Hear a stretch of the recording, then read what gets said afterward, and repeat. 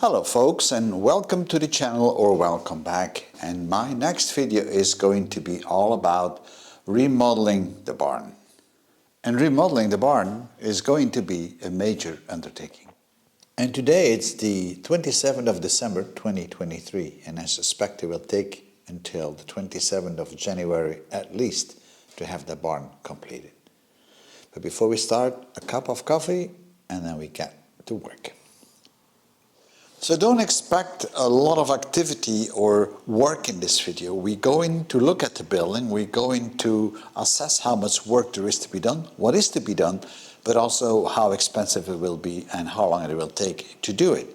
That is always important before you start a project. And this is what I'm trying to give you in this video. You will see a lot of different things and a lot of talk maybe. If you don't like talk, then you can skip this entire video and then you can watch the follow-on videos where we're actually going to start doing the work.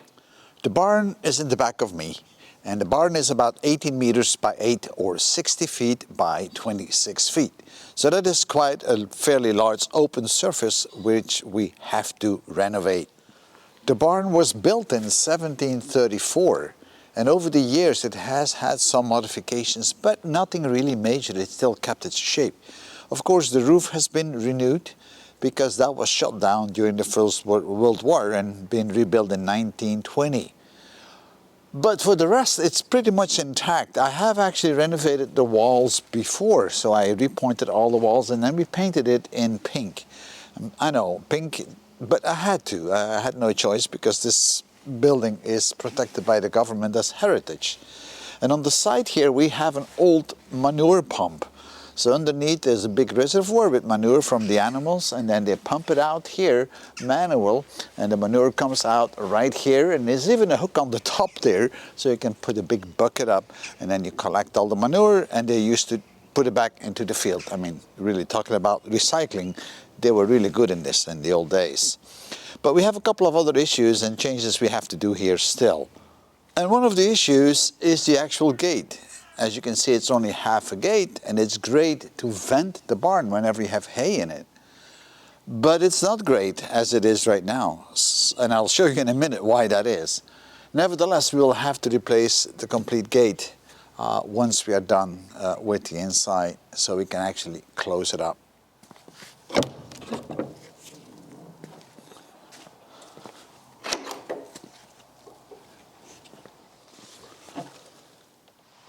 This is the other side of the barn, and this is the side facing the street, and next to it we have the entrance gate or the entrance house.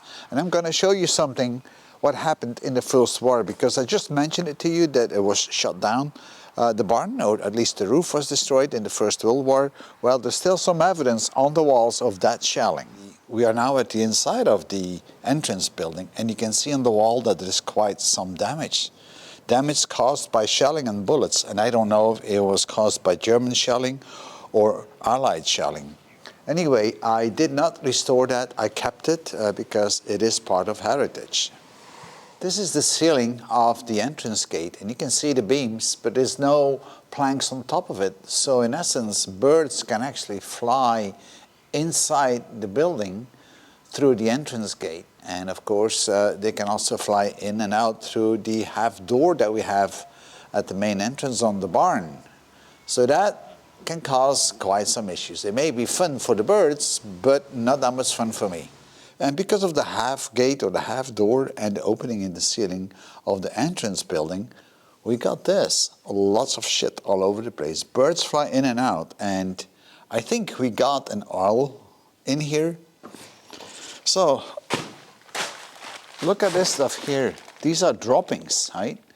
So let's open one up. And I am almost sure this is actually from an oil. So you can crack those open. And we should see inside fur. And you can already see this is kind of fur. But you should also find small bones. Here is a small bone.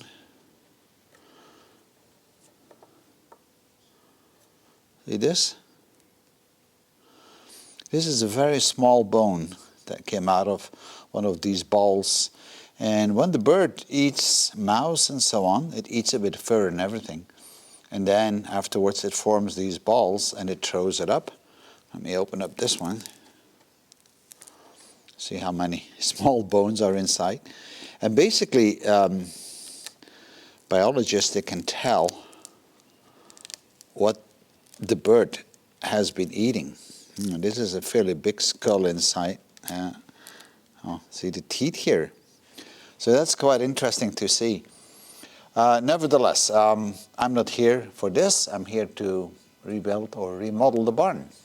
And right now, the barn is kind of used to store the tractors in and also some building material.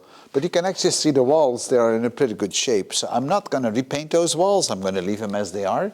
I might shot blast them a little bit so they are cleaner. And where necessary, I might have to repoint them because there is one wall that I need to do some repointing. Let me show you the other side. Now, I have everything covered with this plastic because of those birds.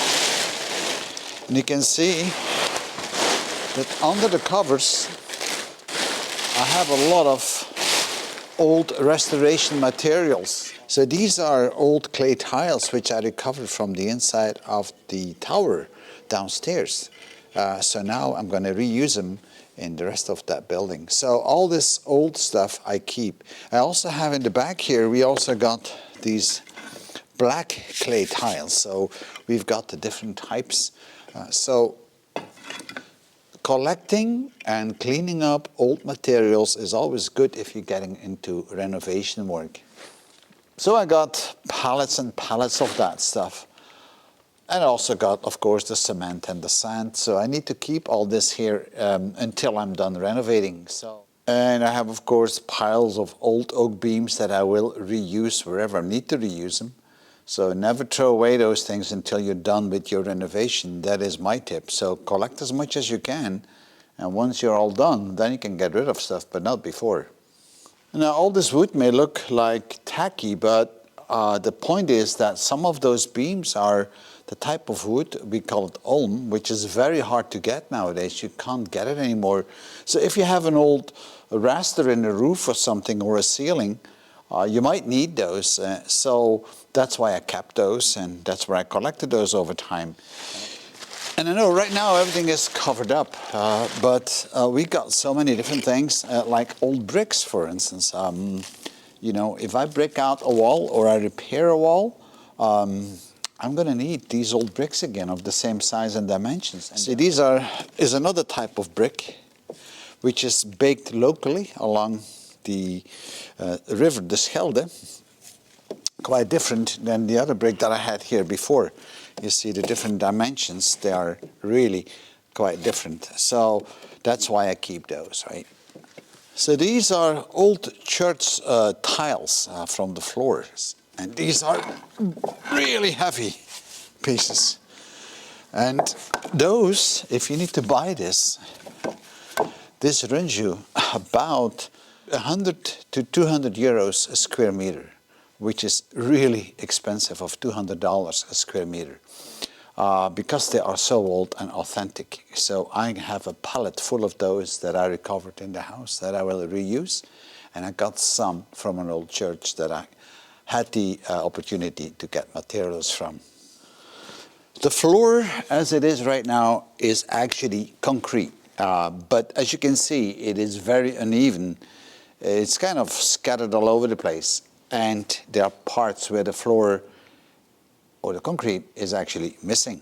And in some areas, the floor is actually still brick. So that is something, of course, we will also have to cover, because the concrete stops on one side and then it becomes brick. And it's a bit lower as well. So that's the other reason why we're going to pour a new slab into the barn. So we're going to install a brand new polished concrete floor, almost like an industrial looking floor, onto the floor, which is going to be about 10 centimeters thick, or about 5 inches, I would say. And that is something that will be done as soon as the barn is empty. It will be done by a business that does it, because I can't do this. I don't have the tools for that. So what you see here is actually a cover that I put up just to protect the cars that were sitting underneath from the bird shit. So let me remove that, because we don't need this anymore. So here you see the rafters of the roof and the material that protects the beams from the tiles on the outside, and these are panels that we have on there. So that looks quite good. And the overall condition of the wood, of the beams and the supporting beams, is in a very good condition. Here and there we may have to correct a few things, put extra bolts or nails up, but that is not that much of a job to do. Yeah. And as you can tell, there's a lot of stuff to be moved out.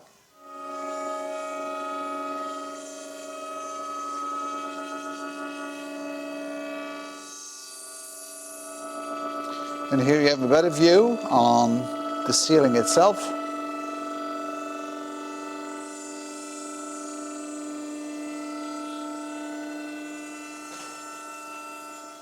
So here we got the rafters and the support beams, and I'm going to install insulation on that, and it will be panels like this that will go on, like so. So we'll have to bolt them down for the entire roof. So I need to order up a lot of insulation material. So overall, the roof construction is really good, although some of the beams may need a little bit of support. So in that one right there, you can see where the beams meet each other, that there is kind of a wooden pin. Well, these wooden pins were quite common to make constructions in the past. However, I think nowadays it would be much better if I tap it out and actually put a bolt in. You see that big support beam coming down, and it's sitting like partially into the wall. I already had put some support underneath, but I don't think that's the right way to support it. So we may have to put a little brick wall up there to do that. As already mentioned, we got plenty of birds making their nests in the framework of the roof. It won't be from an oil because they don't make this kind of nests. Now you know what we're going to do.